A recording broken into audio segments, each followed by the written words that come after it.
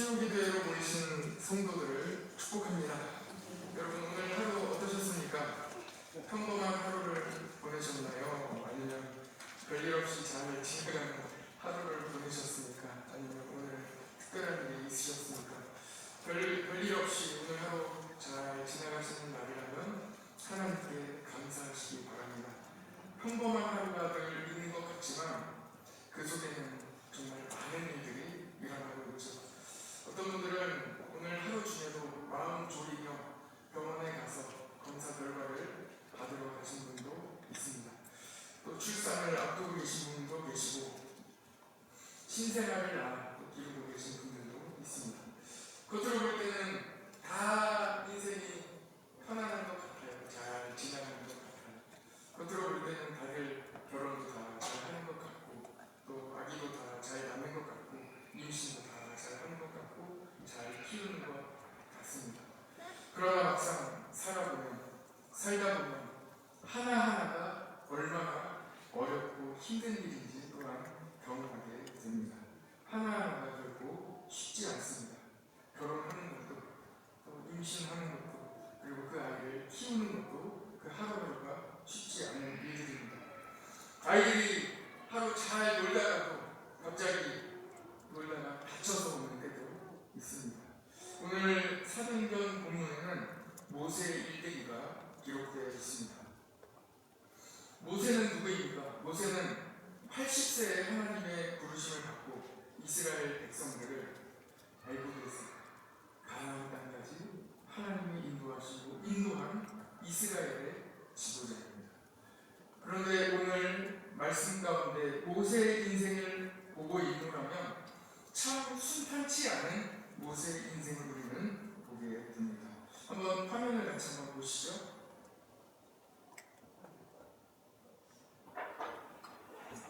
잘 보이십니까?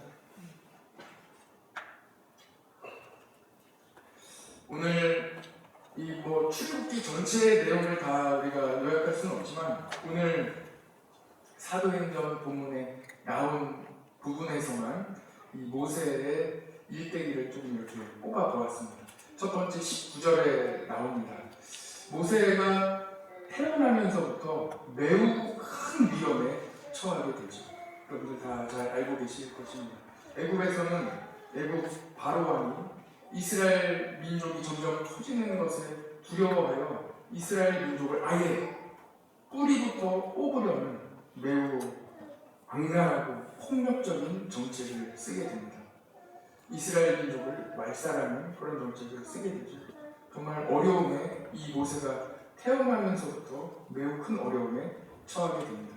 그래서 3달간 몰래 숨어서 자기 집에 기리게 됩니다. 20절에 나오고요. 21절에 보면 나일강에 버려집니다. 참 인생에 있을 수 있는 일입니까? 모세는 건짐을 받았다 하는 그 뜻을 이름에 가지고 있지만 반대로 물에 버려진 아이였습니다. 하나님께 맡기며 물에 버려졌을 때 하나님의 은혜로 건짐을 받죠. 바로의 딸에 의해서 건짐을 받아 왕궁에서 기리게 됩니다. 다음 한번 넘겨주시죠. 22절에 보면 지금 모세의 그 아주 어려웠던 일생을 같이 한번 살펴보고 있는 거예요. 22절에 보면 애굽의 왕자로 또 자라게 됩니다. 그곳에서 애굽의 왕의 법도를 배운 모든 지혜를 다 흡수하며 다 잘 배우며 자라게 되죠. 29절에 보면 40세가 됐는데 그때 이 모세는 동족의 다른 사람이 아니라 동족의 고발로 인해서 미디안으로 도망가게 됩니다. 미디안에서 40년간 거주하며 그곳에서 방황하게 되죠. 35절에 보면 80세에 하나님의 부르심을 받게 됩니다. 이렇게 간단하게 몇 절 사이에 나와 있는 모세의 일대기만 보아도 참 이 모세 하나님의 부르심을 받아 이스라엘을 위대한 민족으로 잘 이끈 지도자 같지만 그의 일생이 결코 순탄치 않았다는 것입니다. 모세는 태어나면서부터 생명의 위기를 겪었습니다. 바로 왕은 이스라엘 민족이 매우 번성하는 것이 정말 두려워하여 불안하여 이스라엘 민족을 뿌리채, 송두리째 뽑으려고 아주 폭력적인 정책을 썼습니다. 그래서 이스라엘 산파에게 따로 불러 지시했습니다. 그러나 그 지시를 산파 이 두 사람은 듣지 않았습니다. 왜냐하면 그들은 바로보다 하나님을 더 두려워하였기 때문입니다. 그들의 산파의 이름은 시브라와 부아입니다. 이 두 사람은, 이 산파들은 하나님을 두려워하는 사람이었습니다. 그래서 이스라엘 사람들의 아비를 살려줍니다. 하나님을 두려워한 이 산파들은 나중에 어떻게 되었습니까? 잠시 출애굽기로 자세히 좀 들어가 보려고 합니다. 왜냐하면 이 출애굽기 3파와 지금 오늘 살펴보고 있는 사도행전 7장의 이야기를 듣는 대상이 되는 유대인들과 서로 너무나도 대조적인 모습을 보이고 있기 때문입니다. 출애굽기 1장에 나오는 이 3파들의 태도와 하나님을 향한 이 신앙과 그리고 그들이 받은 이 축복을 한번 보시죠. 출애굽기 1장 21절에 나와 있는데 가능하신 분들 한번 찾아보셔도 좋겠습니다. 출애굽기 1장 21절에 나옵니다.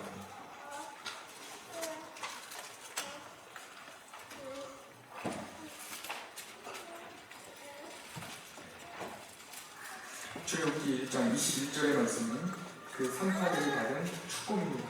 하나님을 더 두려워하였더니 어떤 축복을 받았는지 같이 한번 읽어봅시다. 시작. 그 산파들은 하나님을 경외하였으므로 하나님이 그들의 집안을 흥망하게 하십니다. 아멘. 여기서 우리는 한 가지 복음의 메시지를 발견하게 됩니다. 하나님을 경외하는 자에게 하나님께서는 반드시 복을 주신다. 하나님을 두려워하는 자, 하나님을 경외하는 자에게 하나님은 잊지 않고 반드시 그와 그 집안을 흥왕하게 하신다는 사실입니다. 오늘 어려운 가운데에서도 수많은 인생의 일들 가운데에서도 믿음을 지킨 수요기도에 참석한 우리 모든 성도들에게 하나님께서 여러분들의 가정을 흥왕하게 하시는 축복이 있기를 간절히 원합니다. 아울러 이 세상에 어떤 어려움이 있을지라도 하나님을 더 두려워하시고 하나님을 더 경외하시는 믿음의 성도 되시기를 간절히 원합니다.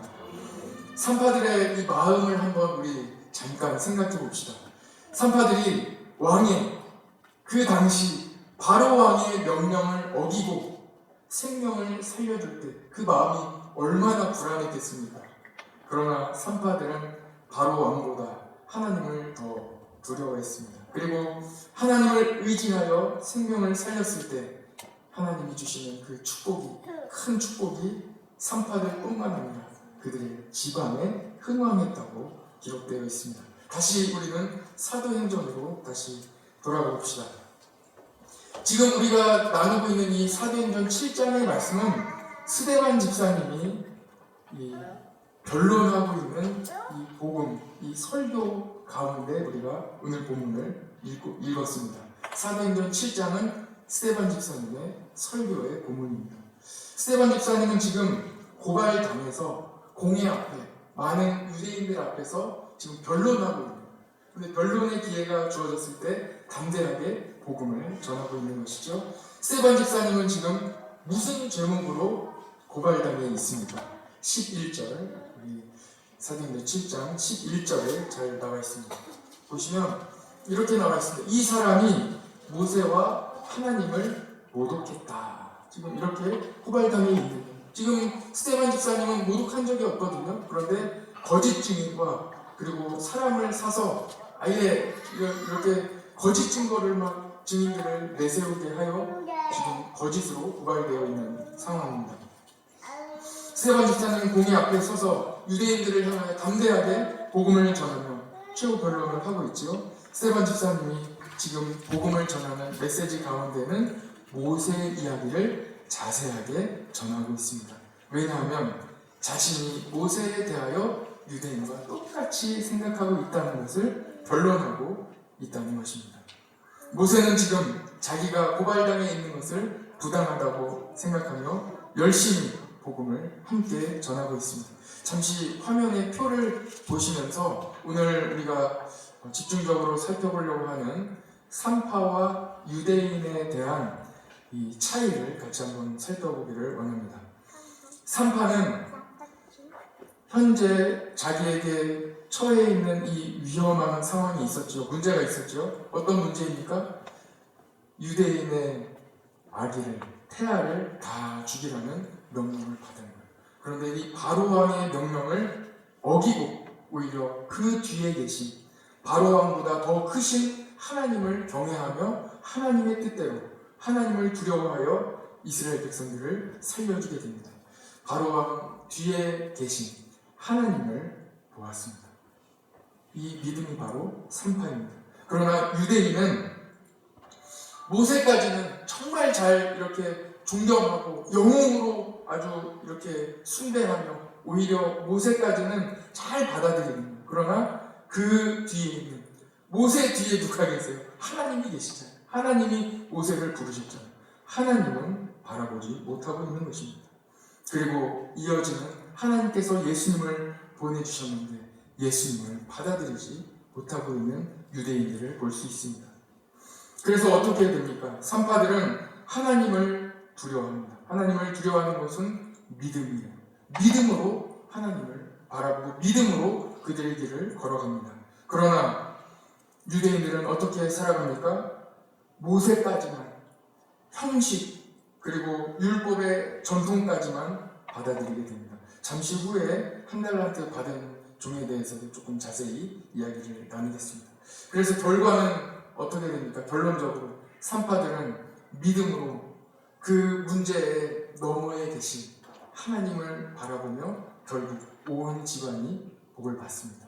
그러나 유대인들은 복음을 받아들이지 못하는 큰 어려움에 처하게 되는 것이죠. 여기서 우리는 두 번째 복음의 메시지를 함께 나누기를 원합니다. 신앙인은 어떤 일을 만났을 때 하나님을 볼 수 있어야 합니다. 그 일에만 바라보며 집중하는 것이 아니라 그 문제와 그 일 뒤에 계신 하나님을 볼 수 있는 믿음이 여러분들에게 있기를 간절히 원합니다.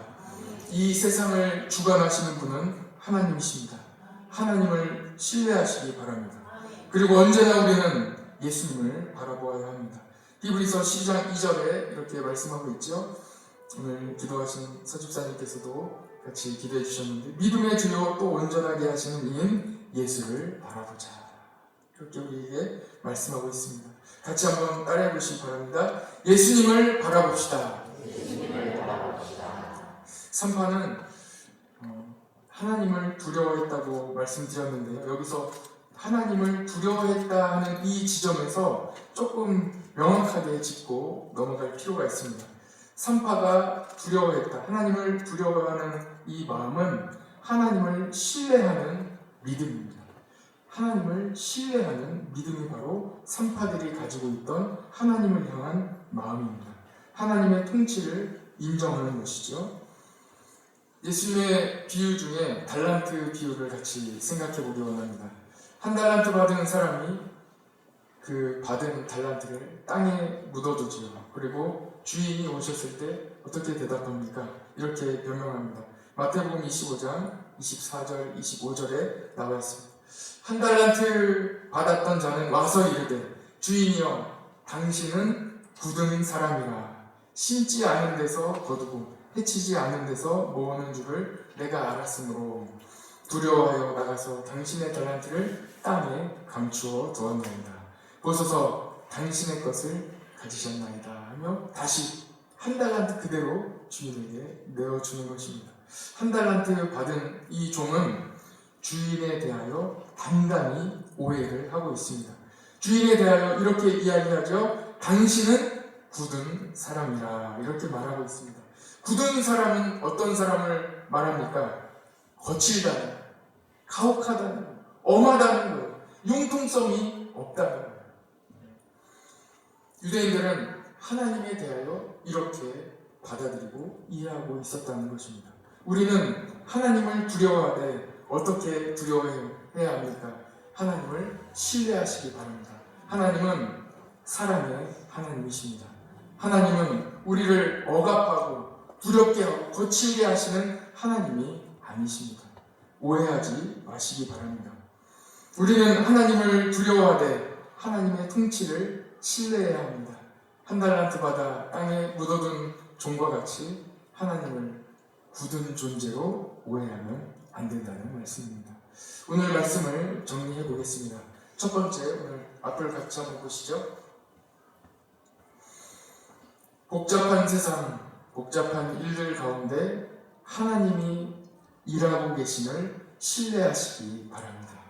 우리가 어떤 상황 가운데 놓여 있을지라도, 오늘 바로 어떤 일에 처해 있을지라도 하나님은 지금 일하고 계십니다. 여러분들을 위하여 일하고 계십니다. 산파들과 같이 하나님을 신뢰하시기 바랍니다. 두 번째 같이 한번 살펴봅시다. 히브리 산파들은 어려움이 있어도 믿음을 지켰습니다. 하나님을 향한 그 신뢰를 굳게 지켰습니다. 심지어 바로 왕과 같은 최고의 권력자가 그들에게 이야기했을지라도 하나님에 대한 신뢰와 그 믿음, 하나님의 통치를 끝까지 잃지 않았습니다. 하나님을 끝까지 의지하는 자, 어떤 어려움이 있어도 끝까지 그 믿음을 잃지 않는 자에게 하나님은 반드시 복을 주십니다. 반드시 기억하십니다. 세 번째입니다. 무슨 일을 만나셨습니까? 그 일 자체만 보지 마십시다. 그 일을 통제하시는, 그 일을 완벽하게 통치하시는 하나님의 일하심을 믿음의 눈으로 바라보시기 바랍니다. 이것이 바로 우리의 믿음입니다. 우리 같이 찬송 같이 부르고 오늘은 북한 선교를 위하여 기도하겠습니다. 이 찬송가